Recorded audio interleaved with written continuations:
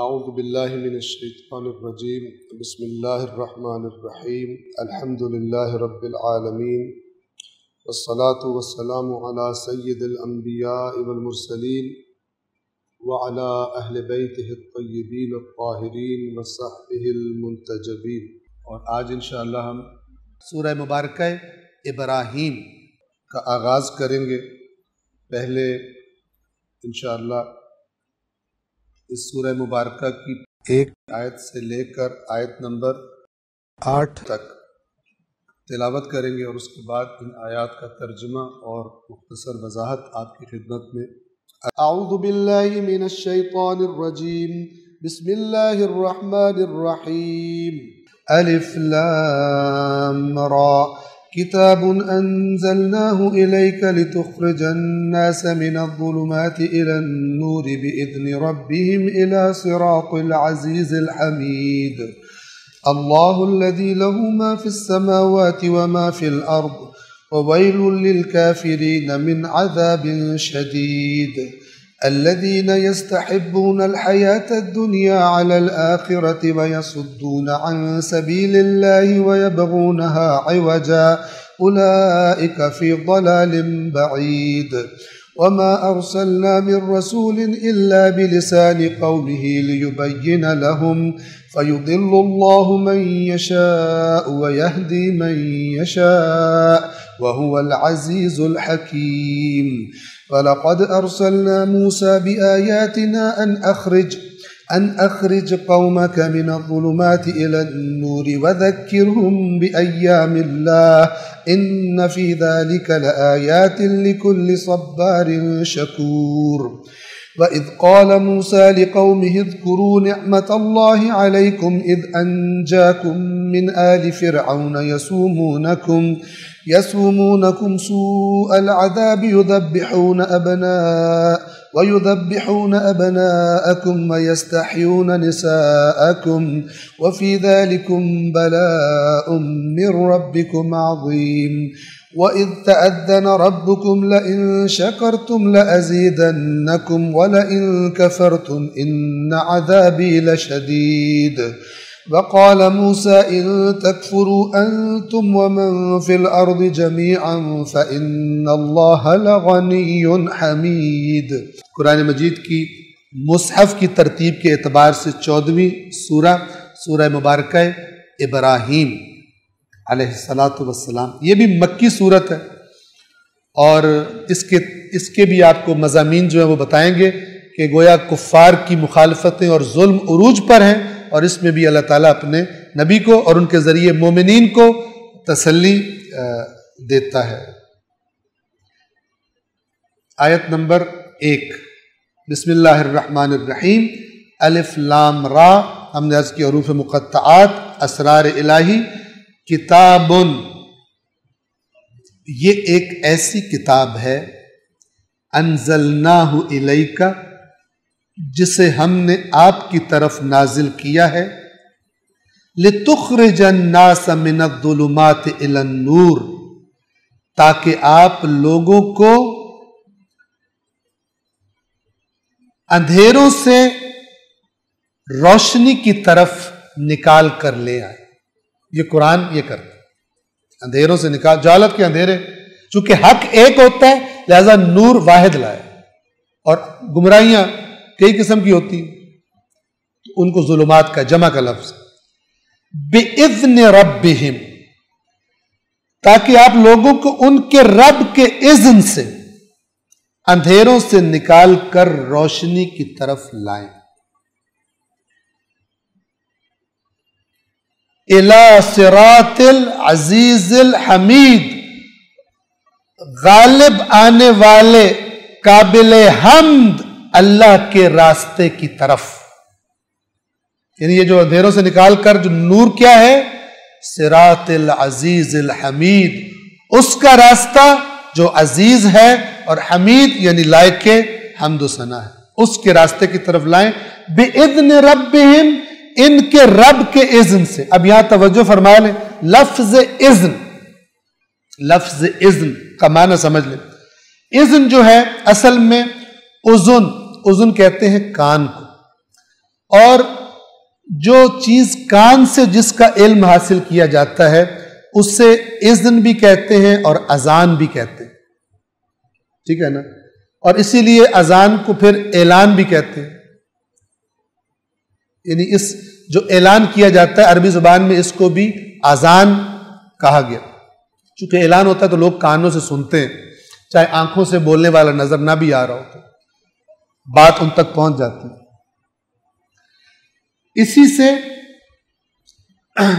اسی بنیادی معنی کو سننے کو ذہن میں رکھتے ہوئے انسان کو جو حکم ملتا ہے اور وہ سنتا ہے اور یا اجازت ملتی ہے تو ان دونوں کو، حکم کو اور اجازت کو، دونوں کے لیے اذن کا لفظ استعمال ہوتا ہے۔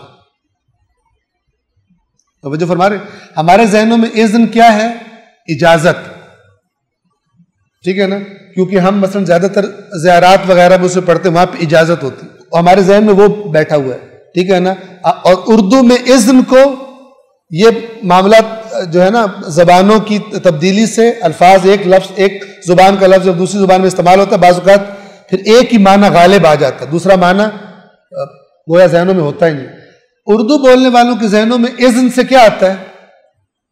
حکم نہیں آتا، کیا آتا ہے؟ اجازت آتی ہے۔ جبکہ قرآن مجید میں مثلا یہاں پر اگر آپ غور کریں اذن سے اجازت معنی کریں یا امر معنی کریں حکم، تو آپ دیکھیں گے کہ حکم کا معنی بنتا ہے، یعنی آپ لوگوں کو ان کے رب کے حکم سے، اللہ نے حکم دیا ہے، ٹھیک ہے نا؟ فَاصْدَعْ بِمَا تُؤْمَرْ، جو آپ کو حکم دیا گیا اس پر ڈٹ جائیں آپ، ٹھیک ہے نا؟ یا ایھا الرسول بلغ، اے رسول پہنچا دیجئے، آپ اپنے رب کے حکم سے، لوگوں کے رب کے حکم سے ان کو عزیز اور حمید کے راستے کی طرف بلائیں۔ پس اذن جب لفظ آئے تو کانٹیکسٹ دیکھا جائے گا، وہاں پر کیا بنتا ہے؟ حکم بنتا ہے یا اجازت بنتی ہے؟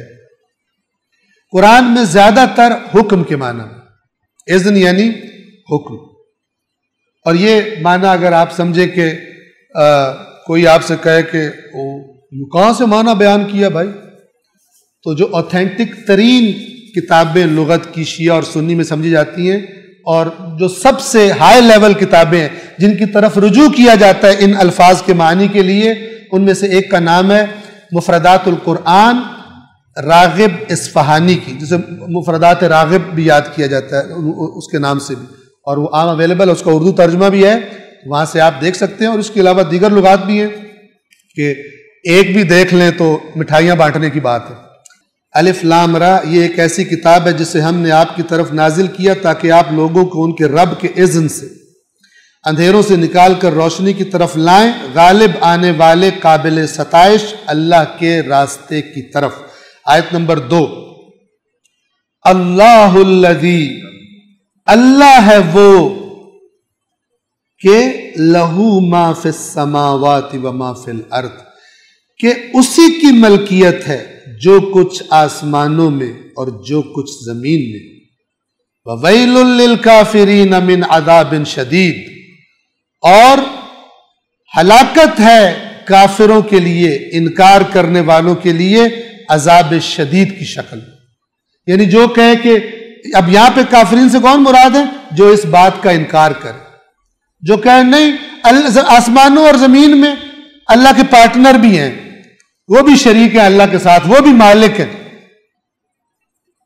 اللہ کہہ رہے کوئی مالک اللہ کے سوا نہیں، جس اللہ کی ملکیت میں آسمانوں اور زمین کے تمام موجودات ہیں، اور کافروں کے لیے عذاب شدید کی تباہی ہے۔ آیت نمبر 3،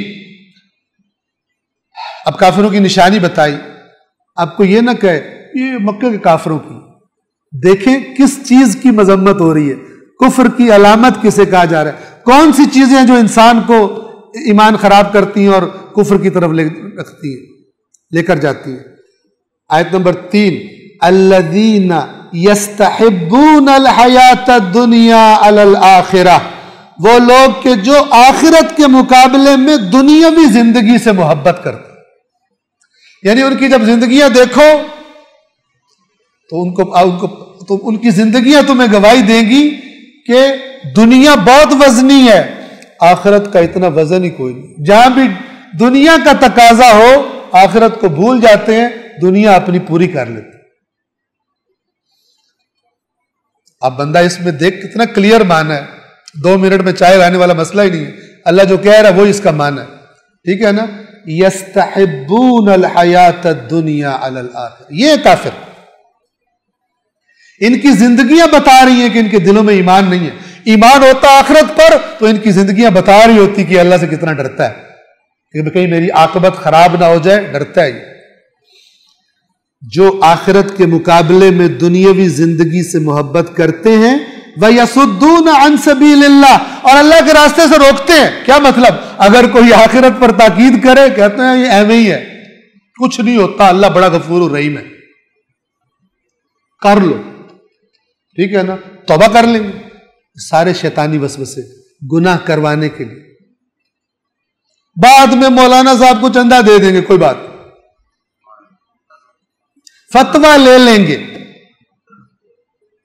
یہودی یہی کام کرتے تھے. وَيَصُدُّونَ عَن سَبِيلِ اللَّهِ. اب جو ایسے لوگ ہوتے ہیں نا، جب ان کو کوئی آ کے حق بتاتا ہے یہ اس کے خلاف ہو جاتا ہے. یہ اللہ کے راستے سے روکنا. اور دوسرا کام، اللہ تعالیٰ کا کلام بڑا زبردست ہے، وہ خالق ہے، اس کو پتہ ہے خرابیاں کیسے کیسے کرتے. وَيَبْغُونَهَا عِوَجًا. اور اللہ کے راستے میں جو سیدھا سیدھا راستہ ہے نا، ان کو پسند نہیں آتا. یہ کہتے ہیں تھوڑا ٹیڑھا کرو جیسے ہمارے لیے فٹ آ جائے. ہم ٹیڑھے ہیں، اس کو بھی ٹیڑھا کرو تاکہ ہم اس میں فٹ آ جائیں. ٹھیک ہے نا؟ اللہ کے سیدھے راستے میں یبغونہا عوجن. عوج کہتے ہیں کجی کو، ٹیڑھے پن کو. اللہ کے راستے میں ٹیڑھا پن پیدا کرنا چاہتے ہیں، یعنی دین میں تحریف کرنا چاہتے ہیں. وہ جو یہودیوں نے بھی کی اور وہ آج بھی بہت سارے لوگ کرتے ہیں. ہیرا پھیری کبھی آیات کے معنوں میں کرتے ہیں، کبھی کہتے ہیں مرادیں یہ نہیں ہے تو مراد وہ ہے. اور میں کہا کرتا ہوں جو کہے نا جو اللہ کی مراد ڈھونڈے وہ با مراد ہے، اور جو اللہ کی مراد نہ ڈھونڈے وہ نا مراد ہے. جو مرضی مراد نکال لو. وَيَبْغُونَهَا عِوَجًا.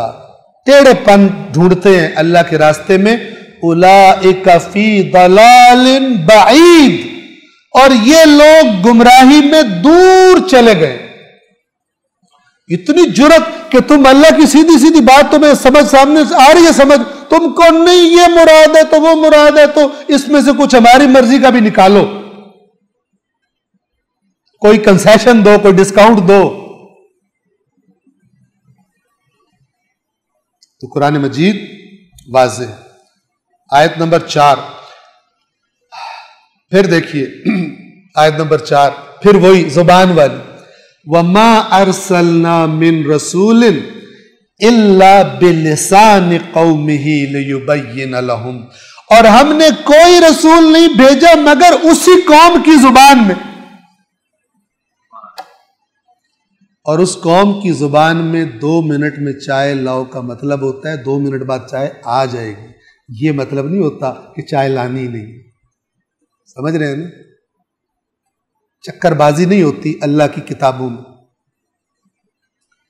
ہم نے کوئی رسول نہیں بھیجا. اور دیکھیں اللہ تعالیٰ کریم ہے، یہی شایان شان ہے کہ وہ دیکھے کہ یہ جو جن بچوں کو یہ پڑھنی ہے کتاب، ان کے لیے جتنی آسان ہو سکتی ہے اتنی آسان بنائی ہے کہ نہیں. بیچ میں ایسے کوڈ رکھ دیے جائیں کہ جو پڑھ رہا ہے اس کو فرشتوں کو بھی نہ پتا ہو کہ میں نے کیا پڑھا ہے، وہ اور سمجھ رہا ہو مراد کچھ اور ہو. اس طرح دین کی تباہیاں اتاری. دین تو تباہ نہیں ہوتا، تباہیاں تو اپنی اتری پڑی ہے مسلمانوں کی. دیکھ لیں آپ، میرے پاس کوئی 1000 آیات بینات لے کر آئے، لیکن ہمارے بزرگوں نے کچھ اور مسئلہ ثابت کیا ہو خلاف 1000 آیتوں کے، تو میں کہوں گا مجھے سمجھ نہیں آ رہی، ہمارے بزرگوں والی بات ٹھیک. اللہ اکبر، انا للہ و انا الیہ راجعون. ایسے ٹکا کے ظلم کرو. 2 چیزیں اللہ کے رسول نے چھوڑی، ایک قرآن ایک اہل بیت، دونوں کے ساتھ ظلم کی اخیر کر دی. پتہ نہیں کیا بیماری ہے. عجب. ہم نے کوئی رسول نہیں بھیجا مگر اسی کی زبان میں تاکہ وہ انہیں وضاحت سے بات سمجھا سکے۔ یہ دیکھو، یہ نہیں ہے کہ بات کرے اور اس کے بعد کہے جو تمہیں سمجھ آئی ہے یہ نہیں ہے، کچھ اور ہے۔ آپ سوچیں تو صحیح، جو ایسے ہی تنگ کرے تو رسول اللہ کو اگر یہ معاملہ ہوتا تو کیا کہتے؟ یعنی جو عربی کا معنی اس کے ذہن میں آ رہا ہے، رسول پاک کہتے ہیں یہ تم نے آیت سنی ہے نا، لیکن رکو جو تمہیں سمجھ آیا نا وہ نہیں ہے معنی، اس کا معنی کچھ اور ہے۔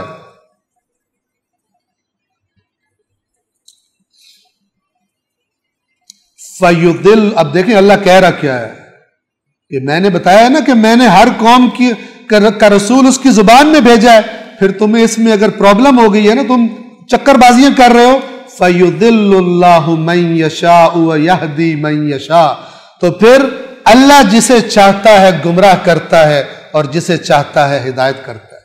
تمہیں سیدھی سیدھی بات سمجھ نہیں آ رہی، ٹھیک ہے، ٹیڑھے پن نکالتے ہو تو چلو پھر تم ٹیڑھے کے سپرد ہی رہو، جو تمہیں زیادہ مزہ جس میں آ رہا ہے نا تم ادھر ہی مزے لو۔ اللہ جسے چاہتا ہے گمراہ کرتا ہے اور جسے چاہتا ہے ہدایت کرتا ہے، وَهُوَ الْعَزِيزُ الْحَكِيمُ۔ تمہیں اتنی بڑی ذات کی بات ہی تمہیں سمجھ نہیں ہے، اپنے بیچ میں سے نکال رہے ہو، اور وہی ہے ہر ایک پر غالب آنے والا، حکیم، حکمت والا، دانا، اسے پتہ ہے کہ کس طرح کروں تو ان کو سمجھ آئے گی۔ یہ جو کہہ رہے ہیں نا حکیم، اس کا مطلب یہ ہے کہ میں بے حکمتی والے کام نہیں کرتا، میرے کام سارے دانائی والے کام، ٹھیک ہے نا، انشاءاللہ واضح ہے۔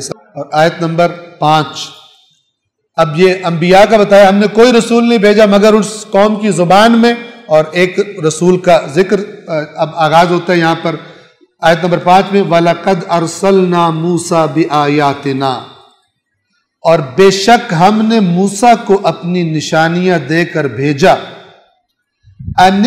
ان اخرج قومک من الظلمات الی النور، کہ اپنی قوم کو اندھیروں سے نکال کر روشنی کی طرف لا۔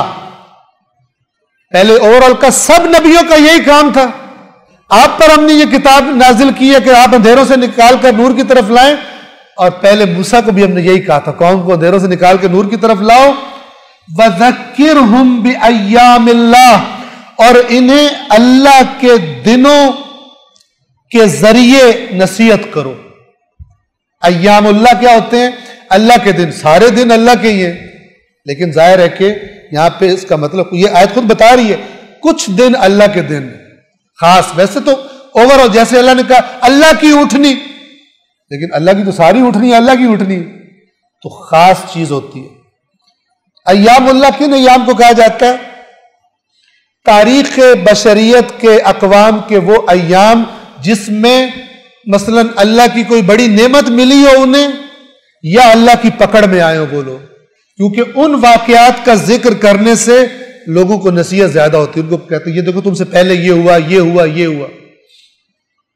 اور یہ ایام اللہ ظاہر ہے کہ قرآن چونکہ قیامت تک ہے، قیامت تک ایسے واقعات کے جو یعنی دینداروں کو اور انسانوں کو عبرت دلا سکتے ہیں، نصیحت دلا سکتے ہیں، جس میں کوئی بڑے واقعات رونما ہوئے ہوں، تو ان کے ذریعے جن کا بیان دین کی طرف لے آئے، اللہ کی طرف توجہ کرا دے، وہ سب ایام اللہ ہے۔ لہذا عاشور ایام اللہ میں سے، آپ توجہ کریں، جو بھی واقع جس کو کچھ بھی نہ پتا ہو نا، اللہ کو بھی نہ مان، اسے کوئی انفارمیشن نہ ہو، فرسٹ ٹائم سنے، صرف امام حسین کا واقعہ سنے، اس کا دل کرے گا پتہ تو کروں اس بندے نے یہ کیوں کیا، جب سامنے دکھائی دے رہا ہے سب نے شہید ہو جانا ہے، قتل ہو جانا ہے، کیوں نہیں کیا اس نے کمپرومائز؟ اس کا نظریہ کیا تھا، کس نظریے پہ قائم تھا؟ ٹھیک ہے نا، تو کہاں پہنچے گا؟ ان الحسین مصباح الہدی وسفینۃ النجاۃ، ہدایت کا چراغ ہے بے شک حسین علیہ الصلوۃ والسلام، اور کشتی نجات ہے۔ بس ایام اللہ وہ تمام ایام کہ جن کے اندر ایسے واقعات ہوئے ہوں کہ جن واقعات کے ذکر سے اللہ کی طرف توجہ ہوتی ہو، عبرت ملتی ہو اور دین کی طرف رغبت ہوتی ہو۔ اور بے شک ہم نے موسیٰ کو اپنی نشانیاں دے کر بھیجا کہ اپنی قوم کو اندھیروں سے نکال کر روشنی کی طرف لاؤ اور انہیں ایام خدا سے نصیحت کرو. ان فی ذلک لآیات لکل صبار شکور. بے شک ہر صبر صبر کرنے والا، بہت صبر کرنے والا، شکور شکر کرنے والا، ہر صبر کرنے والے اور شکر کرنے والے کے لیے یقیناً اس میں نشانی ہے. یعنی وہ کیا، اسے کیا ہوگا کہ وہ اگر مصیبت میں ہے، جب پچھلی قوموں کو سنے گا کہ اللہ نے مصیبتیں ان پر بھی آئی تھی لیکن اللہ نے ان کو سالم ایمان کے ساتھ کامیابی دی، تو یہ صبر کرے گا اپنی مصیبت پر، ٹھیک ہے، اور اپنے ایمان کی سلامتی پر شکر کرے گا اللہ کا، ہدایت ملنے پر شکر کرے گا، اللہ تو نے میری ہدایت کا ایسا بندوبست کیا، میرے تک یہ تیرا کلام پہنچا. اس کے لیے نشانیاں ہیں. جس میں صبر اور شکر نہیں ہے وہ کہے گا نہیں یا اللہ میں تو برداشت نہیں کرتا، سارے موجے کر رہے ہیں، میرے اوپر مصیبت آئی ہوئی. بس صبر اور شکر دو بہترین صفات ہیں کہ یہ صفات ہوں تو پھر ان آیات کا استفادہ بہت زیادہ ہو جاتا ہے. تو آیت نمبر 6 ہم پڑھ لیتے ہیں اور اس آیت نمبر 6 پر ہم تمام کر دیں گے آج. یعنی آسان ہے کیونکہ پہلے بھی یہ آیت گزری ہو تقریباً. اللہ تعالیٰ فرما رہا ہے سورہ ابراہیم کی آیت نمبر 6 میں وَإِذْ قَالَ مُوسَىٰ لِقَوْمِهِ، اور جب موسیٰ نے اپنی قوم سے کہا، کیا کہا؟ اذکروا نعمت اللہ علیکم، اللہ نے تم پر جو نعمت کی ہے اسے یاد کرو، ناشکر نہ بن. تمہیں کتنی نجات دلائی تھی. یہ اب مدینہ کے یہود کو ان کے پرانے آباء و اجداد کا مسئلہ یاد کرایا جا رہا ہے. اللہ نے تمہیں جس نعمت سے نوازا اسے یاد کرو، اور وہ کون سی نعمت ہے؟ اذ انجاکم من آل فرعون، جب اس نے تمہیں فرعونیوں سے نجات بخشی. کیا کرتے تھے وہ؟ یسومونکم سوء العذاب، وہ تمہیں بدترین عذاب دیتے تھے. وَيُذَبِّحُونَ أَبْنَاءَكُمْ، اور تمہارے بیٹوں کو ذبح کر دیتے تھے. وَيَسْتَحْيُونَ نِسَاءَكُمْ، اور تمہاری عورتوں کو زندہ چھوڑ دیتے تھے. خود سمجھ جائیں کہ کیا کرتے تھے اور کس لیے کرتے تھے. وَفِي ذَلِكُمْ بَلَاءٌ مِّن رَبِّكُمْ عَظِيمٌ، اور اس میں تمہارے رب کی طرف سے بڑی آزمائش تھی. بلا یعنی آزمائش یعنی امتحان. یاد کرو. یہ مدینہ کے گویا کہ اس زمانے کے مکہ مدینہ اس زمانے کے اہل کتاب سے کہا جا رہا ہے کہ اللہ کی نعمت کو یاد کرو، اور جس رسول کے انتظار میں تھے اب اس کا انکار نہ کرو. اور گویا یہ جو ہے نا اللہ کا نجات دینا اور سب کرنا، یہ ایام اللہ میں سے ہے جس کا پیچھے ذکر آیا. ایام اللہ سے ان کو وہ یاد کرایا جا رہا ہے. آیت نمبر 7 وَإِذْ تَأَذَّنَ رَبُّكُمْ، اور جب تمہارے رب نے یہ اعلان کیا تھا، یہ بات واضح طور پر. تأذن ایسے ہی جیسے اذان کہتے ہیں. جب تمہارے رب نے اس بات سے تمہیں خبردار کیا تھا، اعلان کیا تھا، واضح کیا تھا. کیا؟ یہ اللہ تعالیٰ کی ایک اور سنت ہے جس کی طرف ہمیں اٹل، جس کی طرف ہمیں ہمیشہ متوجہ رہنا چاہیے. کیا خبردار کیا تھا تمہارے رب نے؟ لَإِن شَكَرْتُمْ لَأَزِيدَنَّكُمْ، بار بار تاکیدیں لائی گئی کہ اگر تم شکر کرو گے جو میں نے نعمت دی ہے، اگر تم اس کے شکر گزار بنو گے، شکر گزاری کرو گے، لَأَزِيدَنَّكُمْ، تو میں اس نعمت کو تمہارے لیے اور زیادہ کر دوں. اور اس کے برعکس وَلَئِن كَفَرْتُمْ، یہ یہاں پر کفر سے مراد وہی کفران ہے. کفر اگر حق چھپانے کے اعتبار سے ہو تو وہ والا کفر ہے جو ایمان کے مقابلے میں، اور اگر شکر ہوتا ہے نعمت کا اقرار کرنا کہ آپ کا بہت شکر ہے، آپ نے یہ دی، آپ کا احسان ہے. اور کسی پہ کوئی احسان کرے اور وہ پی جائے، جتائے ہی نہ، ایسے ہو جیسے کچھ ہوا ہی نہیں ہے، اسے ناشکرہ کہتے ہیں. تو ناشکرے کو کفران نعمت اردو میں بھی ہم استعمال کرتے ہیں. کفران نعمت ہے. کفران یعنی نعمت کو چھپا لینا، گویا ہے ہی نہیں، ملی نہیں ہے اس کو. اور اگر تم ناشکری کرو گے تو پھر کیا ہوگا؟ پھر ایسا نہیں ہے کہ پھر میں کچھ نہیں کروں گا. ان عذابی لشدید، یقیناً میرا عذاب شدید. بس یہ قرآن کے اللہ کے ایک اٹل قانون، سنت الہی کے دو اطراف بیان کر دیے اللہ. نعمت جب کوئی اللہ دیتا ہے تو انسان اس کی شکر گزاری کرے تو اس نعمت کو اللہ اور زیادہ کر دیتا، اور اگر ناشکری کرے تو اللہ تعالیٰ پھر اس کی سزا دیتا ہے. اسی سے جڑا ہوا وہ قانون ہے جو پہلے بیان ہوا، اللہ تب تک کسی قوم کی حالت نہیں بدلتا جب تک وہ قوم خود نہ بدلے.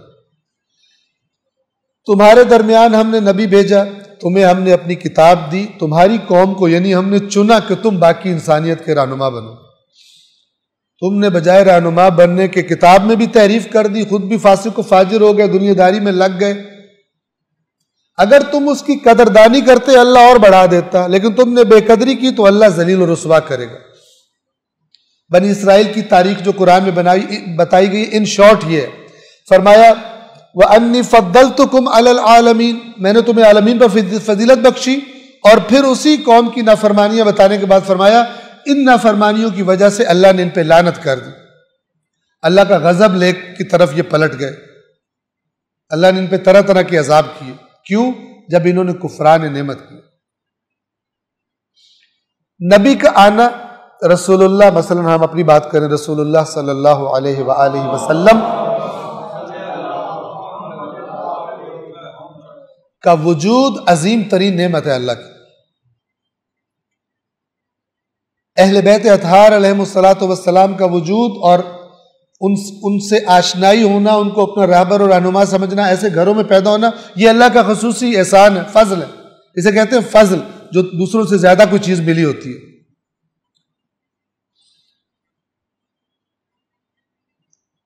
تو یہ سارا کا سارا کیا ہے؟ اسی قانون کی ذات. لَإِن شَكَرْتُمْ، تمہیں جو میں نے ایسے گھر میں پیدا کیا، اب تمہیں بھی چاہیے کہ قدردانی کرو، شکر گزار بنو گے. اس رسول کی برکات، اس قرآن کی برکات، اہل بیت اطہار کی برکات اور زیادہ کر دوں گا.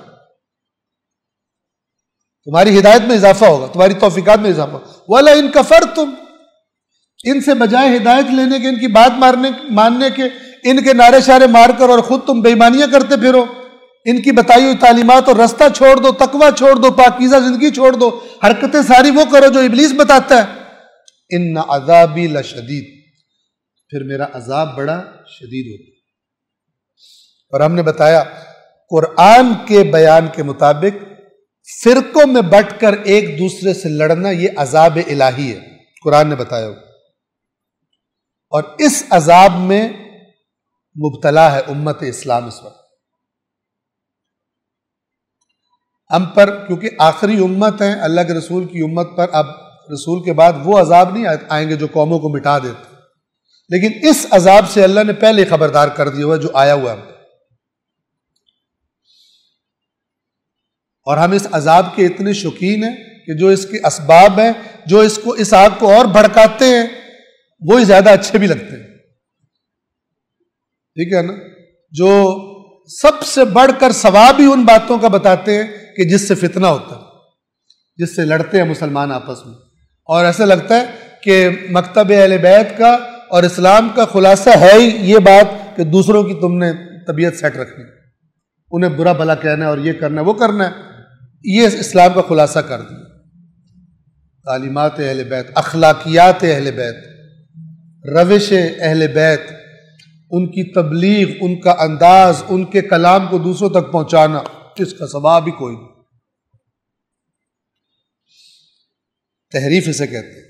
ہوتا سب اہل بیت کے نام پر ہی ہے، لیکن ان کو پتہ چلے گا جو ذرا کام سنجیدہ لے، چیک بھی کر لیں کہ پیچھے کیا ہو رہا ہے. صرف خاص چیزیں چن کے بتا دی جائیں باہر آ کر، اور کتابوں کی جو باتیں وہ کتابوں میں ہی رہ جائیں، اور قرآن کو ویسے غائب کر دیا جائے، پی دیا جائے، تو پھر یہی اشر ہونا. تو یہ کفران نعمت ہے. جب کفران نعمت ہوگا تو دنیا میں تو نتیجہ دیکھ رہے ہیں ہم، آخرت میں کیا ہوگا اللہ بہتر جانے. لیکن دنیا میں ہم دیکھ رہے ہیں کہ اللہ نے کہا ہے مومنوں سے تمہارے ساتھ میں نے عزت کا وعدہ کیا ہے دنیا میں لیکن ہم دیکھتے ہیں مسلمانوں کی حالت کیا ہوگی. اس کا مطلب یہ ہے کہ یہ وہ روش اور وہ طریقہ نہیں ہے جو اللہ نے اور اللہ کے رسول نے بتایا تھا، ورنہ اس کے نتائج اگر ان کے بتائے ہوئے طریقے پہ چل رہے ہوتے تو پھر نتائج بھی وہی ہوتے جن کا وعدہ کیا گیا تھا. اور یہاں پر آپ کی خدمت میں عرض کر دوں، ایک روایت ہے اصول کافی میں سے، شکر کسے کہتے ہیں؟ اصل میں شکر ہے کیا؟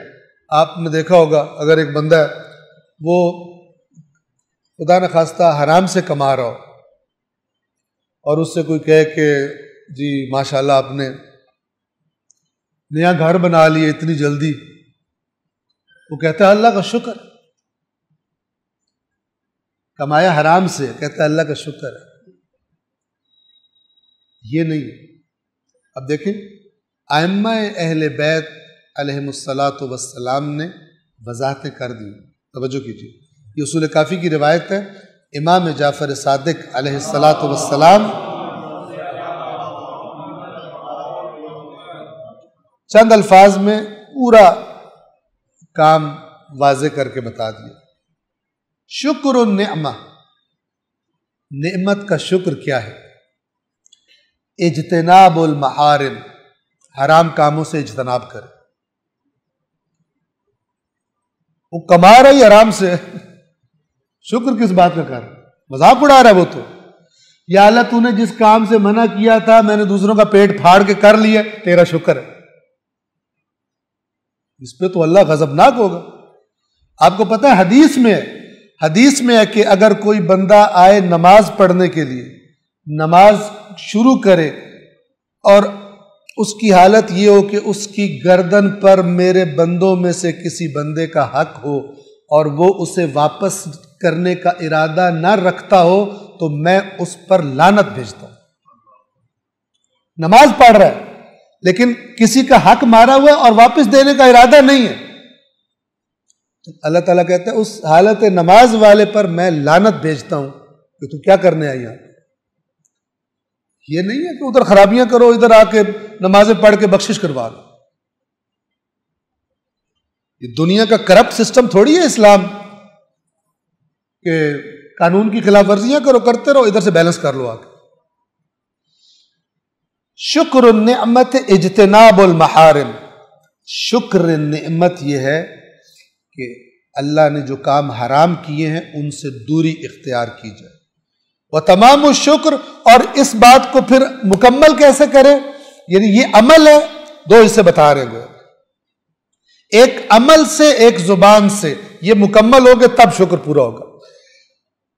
شکر نعمت یہ ہے کہ حرام کاموں سے اجتناب کرے، اور شکر تمام ہو جائے گا جب کوئی شخص کہے گا الحمدللہ رب العالمین، تمام حمد اس اللہ کے لیے جو عالمین کا پالنے والا ہے اور اس پالنے والے نے مجھے بھی یہ عطا کی. یعنی یہ مطلب ہے اس کا. تو بس ایک عمل سے شکر ہے اور ایک زبان سے شکر ہے.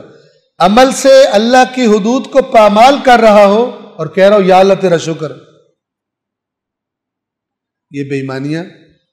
میں نے آپ کو شاید یہاں پر ایک جوک سنایا تھا، دوبارہ سن لیں کہ ایک دن جو ہے شیطان بڑے غضبناک حالت میں اس نے اپنی سارے قبیلے کو بلایا، ایمرجنسی میٹنگ ہے، سارے دوڑے آئے. تو ان کا بھی کیا ہوا؟ اس نے کہا ابھی نیچے دورہ کر کے آ رہا ہوں. ایک خبیث نے سارا جو محل اپنا بنایا میرے طریقوں سے مال بنا کے بنایا، اور سارا بنانے کے بعد اوپر لکھ دیا ھذا من فضل ربی، اوپر لکھ دیا یہ میرے رب کا فضل ہے. بنایا خبیث نے سارا میرے کہنے پر ہے، میرے طریقوں پر بنایا، ساری اللہ کی نافرمانی کی ہے، اور بے وفا بدبخت نے میرا نام لکھنے کے بجائے اوپر جو ہے وہ اللہ کا لکھ دیا. تو بڑا سمجھنے والا لطیفہ، ھذا من فضل رب۔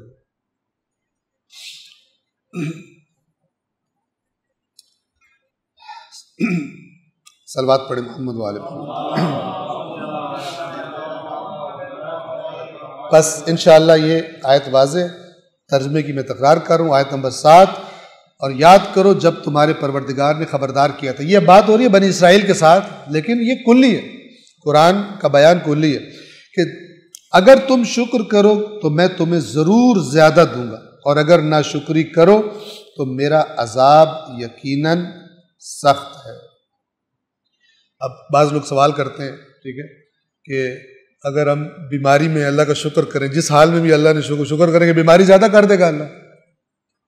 یہ مراد نہیں ہوتا، یعنی جو اس کی اچھائی ہے، اس میں اچھائی ہے، وہ زیادہ کرے گا۔ شکر تو ہر انسان ہر حالت میں کرتا ہے، تو یہ نہیں کہ اگر شکر کر رہا ہے کہ مثلا میں بیمار ہوں، مجھے کینسر ہے، اللہ کینسر کو بڑھا دے مثال کے طور پر، ٹھیک ہے، اللہ اچھائی کو بڑھا دیتا ہے۔ اگر اس نے لکھ دیا ہے کہ اسی کینسر سے اس نے مرنا ہے، تو وہ شکر اس کے اجر و ثواب کا اور چیزوں کا آلٹرنیٹ اس کو ملتا ہے۔ لیکن کبھی بھی شکر کی وجہ سے برائی زیادہ نہیں ہوتی انسان۔ برائی کب بڑھتی ہے، اللہ کا عذاب کب آتا ہے، جب انسان ناشکری کرے اور اللہ تبارک و تعالیٰ کی نعمت کو۔ ایک اور بھی ظاہراً روایت ہے، مجھے ابھی فوری اس وقت نہیں ملی تھی، وہ یہ ہے کہ حقیقت شکر یہ ہے، حقیقت شکر یہ ہے کہ جس نعمت کا جو نعمت تجھے ملی ہے، اس نعمت کو نعمت عطا کرنے والے کی مرضی کے خلاف استعمال نہ کر۔ یہ حقیقت شکر، اس کے خلاف استعمال کر رہا ہے مرضی کے، اور کہہ رہا ہے یا اللہ تیرا شکر، یہ ٹھیک نہیں۔ آیت نمبر 8، وقال موسیٰ، اور موسیٰ نے کہا، ان تکفروا انتم ومن فی الارض جمیعا، کہ اگر تم اور زمین میں بسنے والے سب کے سب کفر کر دیں، فَإِنَّ اللَّهَ لَغَنِيٌّ حَمِيدٌ، تو بے شک اللہ بے نیاز ہے، اور وہ تب بھی قابل حمد ہے، وہ تب بھی حمید ہے، قابل ستائش ہے۔ ساری کی ساری دنیا پر رہنے والا ہر ایک انسان اللہ کا انکار کرنا شروع کر دے، نہ اس کی بے نیازی میں کوئی کمی آئے گی، اور نہ اس کی ذات کا کوئی کمال کم ہوگا کہ وہ کسی اعتبار سے قابل حمد نہ رہے۔ یعنی یہاں پر یہ آیات اللہ کی بے نیازی کا، یعنی جو تمہیں رہنمائی کی جا رہی ہے، اس سے اللہ کو کوئی فائدہ نہیں ہونا، اللہ کی نہ طاقت بڑھنی ہے، نہ علم بڑھ جانا ہے، نہ کوئی اللہ کا مثلا اور کوئی چیز زیادہ ہو جانی ہے۔ اللہ بے نیاز ہے، جو کچھ رہنمائی ہو رہی ہے وہ کرو گے تو تمہارا ہی فائدہ ہے، نہیں کرو گے تو نقصان تمہارا ہی ہے۔ اور موسیٰ نے کہا اگر تم اور زمین میں بسنے والے سب ناشکری کریں تو بھی اللہ یقیناً بے نیاز لائق حمد ہے۔ آیت نمبر 9، اب یہ وہی حضرت دیکھیں، پھر پس منظر ذرا ذہن میں کلیئر کر لیں، قرآن کا یہ انداز ہے کہ اب یہ خطاب کن سے ہو رہا ہے؟ رسول اللہ کے زمانے کے جو اہل کتاب ہیں ان کو یاد، چونکہ ان سے ایکسپیکٹیشن زیادہ تھی، چونکہ وہ انتظار میں تھے، رسول آنے والا، رسول آنے والا، تو اب تمہیں کیا ہو گیا؟ لہذا اللہ بار بار کہتا ہے یاد کرو میری نعمتوں کو، ناشکری نہ کرو، اس کا تو تمہیں شکر کرنا چاہیے، تو تم کیوں ناشکری کر رہے ہو؟ جس کا انتظار کر رہے تھے، جس کی نشانیاں بتاتے تھے، اب وہی نشانیوں والا آ گیا، تو پھر یہ رویہ کیوں؟ یہ انسان کی بد کرداری پھر اس طرح کر دیتی انسان، کیونکہ اپنی مرضی کا گھڑ کے دین بنایا ہوتا ہے، علماء نما لوگوں نے پیسے لے لوں کہ ان کو اپنی مرضی کی چیزیں بتا دی ہوتی ہیں، ان کی جنت بھی کنفرم کر دی ہوتی ہے۔ اب جب اللہ کا حقیقی نمائندہ آتا ہے، وہ صاف صاف اصلی دین بیان کرتا ہے، کہتے ہیں یہ تو بارے میں ہی نہیں، ٹھیک ہے، یہ سارے جھوٹ بول رہے ہیں، یہ آ کے ٹھیک بات کر رہے ہیں، تو نہیں مانتے، اصل میں اپنے مفادات کی وجہ سے اس کے انکار پر مائل ہو جاتے ہیں۔ لہذا اب ان کو، یعنی جو اہل کتاب ہے مدینہ کے، ان کو اور مزید گزشتہ قوموں کے بارے میں بتایا جا رہا ہے جو حضرت موسیٰ سے بھی پہلے تھی۔